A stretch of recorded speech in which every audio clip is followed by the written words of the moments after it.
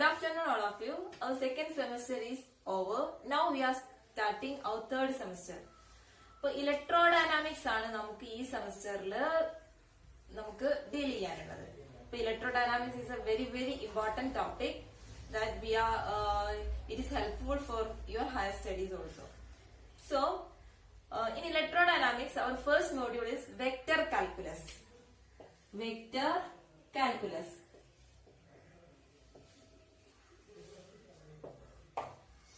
അപ്പോൾ ഈ വെക്ടർ കാൽക്കുലസില് നമുക്ക് വെക്ടേഴ്സ് എന്താണ്, സ്കേലാസ് എന്താണ്, കുറെ വെക്ടർ പ്രോപ്പർട്ടീസ്, പിന്നെ കുറെ തിയറംസ്, ഈ വെക്ടറുമായിട്ട് റിലേറ്റ് ചെയ്ത ഓൾമോസ്റ്റ് കാര്യങ്ങൾ നമ്മൾ ഈ ഒരു ഫസ്റ്റ് മൊഡ്യൂളിൽ ഡീൽ ചെയ്യുന്നുണ്ട്.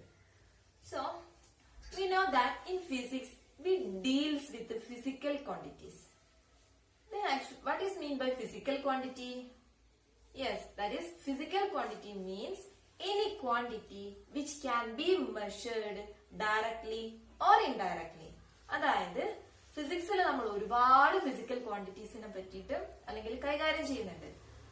എന്താ ഈ ഫിസിക്കൽ ക്വാണ്ടിറ്റി എന്ന് പറഞ്ഞാല്? അതായത് നമുക്ക് നേരിട്ടോ അല്ലെങ്കിൽ ഡയറക്റ്റ് ആയിട്ടോ ഇൻഡയറക്റ്റ് ആയിട്ടോ മെഷർ ചെയ്യാൻ പറ്റുന്ന ക്വാണ്ടിറ്റീസിനെയാണ് ഫിസിക്കൽ ക്വാണ്ടിറ്റീസ് എന്ന് പറയാം. നമുക്കൊരു എക്സാമ്പിൾ പറഞ്ഞു കഴിഞ്ഞാൽ കുറച്ചുകൂടെ മനസ്സിലാവും. That is mass.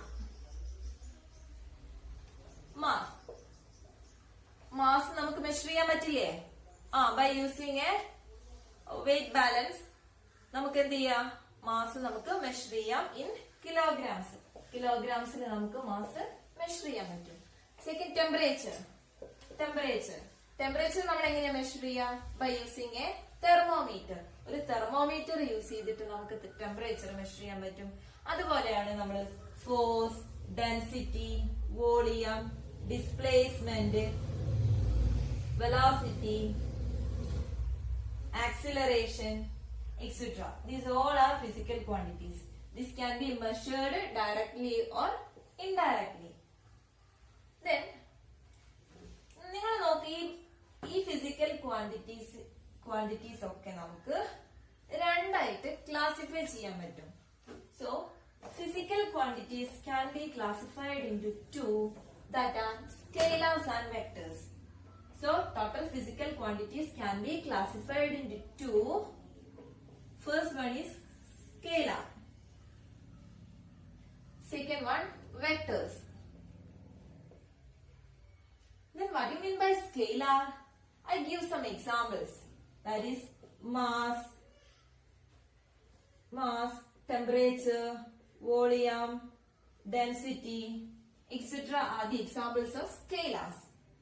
Then vectors, displacement, velocity, acceleration, force, etc. are the examples of vectors. Then you just go through these examples. Is there any difference between these two physical quantities or these physical quantities on the basis of the characteristic of these things? That is, in the case of scalars, we deals only in magnitude.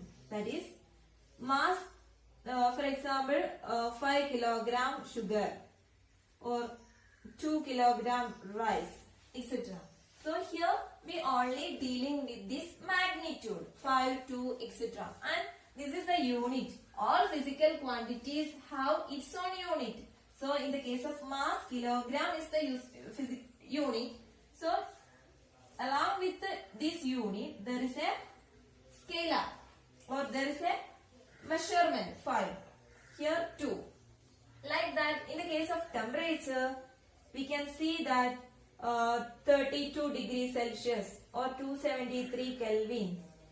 Here also degree Celsius and Kelvin are the units, and this is the measurement. It's a quantity. So in this case, that is, here we have only magnitude.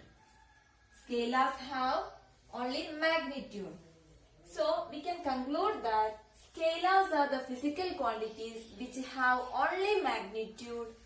But what is the case of vectors? For example, in the case of acceleration or force, that is if we apply 5 Newton force along this direction and 3 Newton force along this direction, so the net or the resultant force is not 5 plus 3 equal to 8. This is false. Here 5 minus 3 equal to 2. It's right. That is, here we consider the direction of the force acting. That is, here this direction is considered as positive. Then 5 Newton is taken as positive. Then the 3 Newton is taken as negative. That is, in the second case, the opposite direction. So 5 minus 3, that is 2 Newton. 2 Newton. So in the case of vectors, we have a measurement. We have a magnitude, that is a measurement 5, and a direction. So in vectors, we have both magnitude and direction. So that is the difference between these scalars and vectors. Or in general, we can say that in the case of scalars, it have only magnitude, but in the case of vectors, we have both magnitude and direction. അതായത് സ്കെയിലാസിൽ നമ്മൾ എപ്പോഴും എന്തുണ്ടാവണം, ഒരു നിശ്ചിത അളവും അല്ലെങ്കിൽ ഒരു measurement ഉണ്ടാവും. Measurement മാത്രമേ ഉണ്ടാവൂ സ്കെയിലാസിന്. അതായത് ഇവിടെ കണ്ടില്ലേ 5 കിലോഗ്രാം, ഇതൊരു യൂണിറ്റ് ആണ്. യൂണിറ്റ് ഇപ്പോ സ്കെയിലാസിനും വെക്ടേഴ്സിനും ഓൾ ഫിസിക്കൽ ക്വാണ്ടിറ്റീസിനുള്ളതാണ് എന്ത്, യൂണിറ്റ്. പക്ഷെ സ്കെയിലാസിന് നമുക്കുള്ളത് ഓൺലി ഒരു മെഷർമെന്റ് മാത്രമാണ്, എത്രയാണ് ക്വാണ്ടിറ്റി എന്ന് മാത്രമാണ്. എന്നാൽ നമ്മൾ വെക്ടേഴ്സിന്റെ കാര്യത്തിൽ എടുക്കുന്ന സമയത്ത് it have both magnitude and direction. വെക്ടേഴ്സിന് എന്തുണ്ട്, മാഗ്നിറ്റ്യൂഡും ഉണ്ട് ഡയറക്ഷനും ഉണ്ട്. അതായത് വെക്ടേഴ്സ് ഇപ്പൊ നമ്മൾ കണ്ടില്ലേ, ഫോഴ്സിന്റെ കേസിലാവുന്ന നേരം 5 എന്ന് പറയുന്നത് ഒരു മാഗ്നിറ്റ്യൂഡ് ആണ്. ആ മാഗ്നിറ്റ്യൂഡ് യൂണിറ്റും അല്ലാതെ നമ്മൾ എന്ത് ചെയ്യുന്നുണ്ട്, ആ ഡയറക്ഷനും കൂടെ, റിസൾട്ടന്റ് ഫോഴ്സ് നമുക്ക് കിട്ടാൻ വേണ്ടിയിട്ട് നമ്മൾ എന്ത് ചെയ്യുന്നുണ്ട്, ദിശ അതായത് ഡയറക്ഷനും കൂടെ കൺസിഡർ ചെയ്യുന്നുണ്ട്.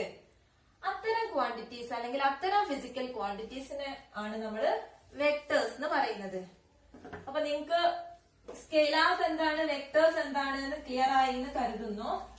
ഇനി നമുക്ക് ജനറൽ ആയിട്ട് വെക്ടറിന്റെയും സ്കെയിലാറിന്റെയും പ്രോപ്പർട്ടീസ് ഒന്ന് ക്ലാസിഫൈ ചെയ്യാം. അപ്പൊ പഠിക്കാൻ സിമ്പിൾ ആവാൻ അല്ലെങ്കിൽ കുറച്ചുകൂടി ഈസി ആയിട്ട് പഠിക്കാൻ വേണ്ടിയിട്ട് നമുക്ക് 2 കോളം ആക്കിയിട്ട് സ്കെയിലാർസും വെക്ടേഴ്സും നമുക്ക് ക്ലാസിഫൈ ചെയ്യാം.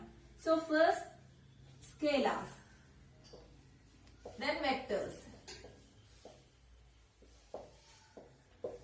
അപ്പൊ സ്കെയിലാറിന്റെ കോളത്തിൽ ഫസ്റ്റ് നമ്മൾ എഴുതുക എന്താ, first point have only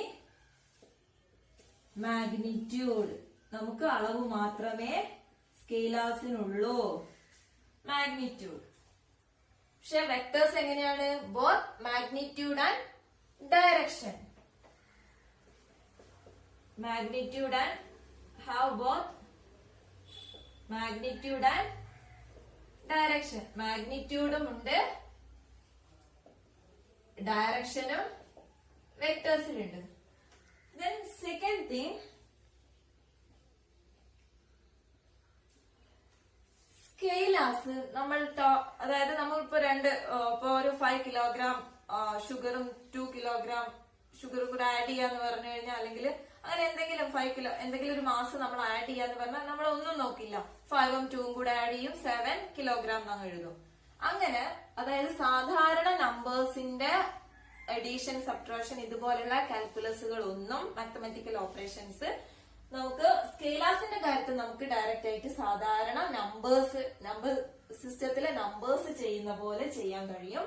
but in the case of വെക്ടറിന് എന്തുണ്ട്, മാഗ്നിറ്റ്യൂഡ് മാത്രമല്ല ഡയറക്ഷനും കൂടി ഉള്ളതുകൊണ്ട് നമുക്ക് നോർമലി 2 നമ്പേഴ്സ് ആഡ് ചെയ്യുന്ന പോലെ നമ്മൾ വെക്ടേഴ്സ് ആഡ് ചെയ്യാൻ പറ്റില്ല. അവിടെ നമ്മൾ we should consider the direction also. So second point അതാണ്, it obey basic arithmetic, basic or ordinary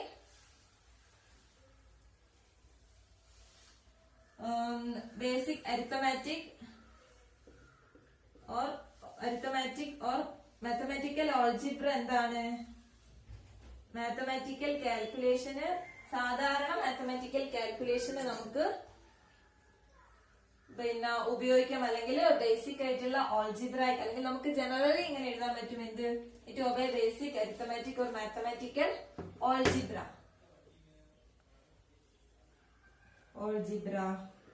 But in the case of vectors, it does not obey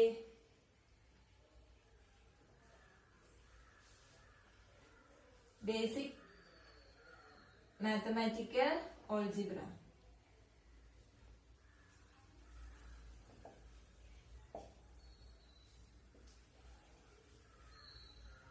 അതായത് പെട്ടെന്ന് നമുക്ക് രണ്ട് വെക്ടേഴ്സ് ഉണ്ടെങ്കിൽ അത് തമ്മിൽ അങ്ങ് ആഡ് ചെയ്യാൻ പറ്റില്ല. നമ്മൾ എന്ത് ചെയ്യണം? ഡയറക്ഷനും കൂടെ കൺസിഡർ ചെയ്യണം. ഇനി നമുക്ക് സ്കേലാസിന്റെ കാര്യത്തിൽ നമ്മൾ എന്ത് പറഞ്ഞു? പൊതുതാ 5 കിലോഗ്രാം. അപ്പൊ ഒരു സ്കേലാർ അല്ലെങ്കിൽ ഒരു മാഗ്നിറ്റ്യൂഡും ഉണ്ടാവും പ്ലസ് ഒരു യൂണിറ്റും ഉണ്ടാകും അല്ലെ. അപ്പൊ സ്കേലാസിന്റെ കാര്യത്തില് it have A magnitude and a unit. But in the case of vectors, vectorsന് എന്തുണ്ട്? മാഗ്നിറ്റ്യൂഡും ഉണ്ടാവും, യൂണിറ്റും ഉണ്ടാവും, പ്ലസ് ഡയറക്ഷനും ഉണ്ടാവും. അപ്പൊ അത് മൂന്നും കൂടെ വെക്ടേഴ്സിന്റെ കാര്യത്തിൽ നമ്മൾ കൺസിഡർ ചെയ്യണം. അപ്പൊ മാഗ്നിറ്റ്യൂഡ്, ഡയറക്ഷൻ, യൂണിറ്റ്, ഇത് മൂന്നും എന്തുണ്ട്? വെക്ടേഴ്സിന്റെ കേസിലുണ്ട്. So the total physical quantities can be classified into scalars and vectors. Scalars means the physical quantity which have only magnitude, but in the case of vectors it have both magnitude and direction.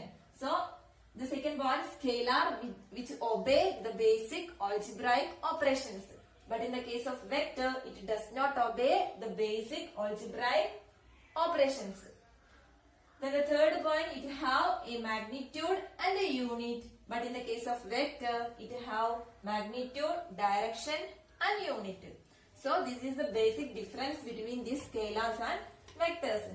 And then give some more examples of these scalars and vectors.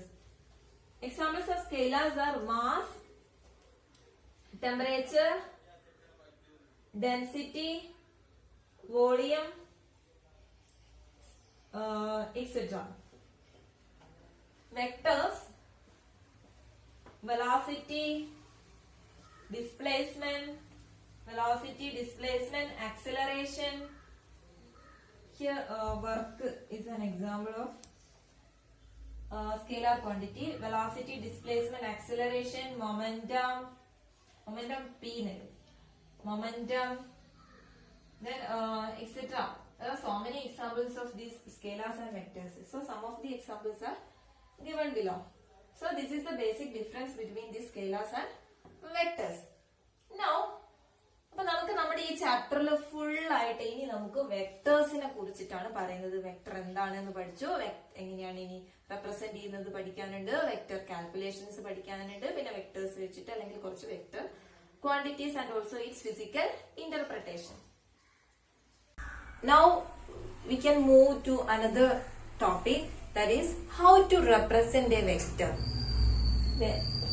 In geometrically, a vector can be represented by a line with an arrow.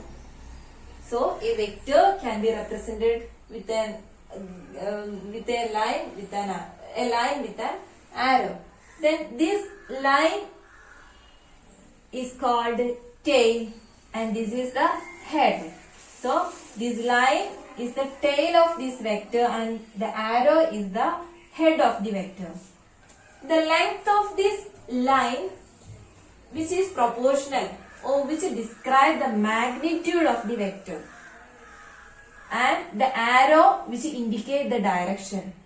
For example, we take a vector 3i.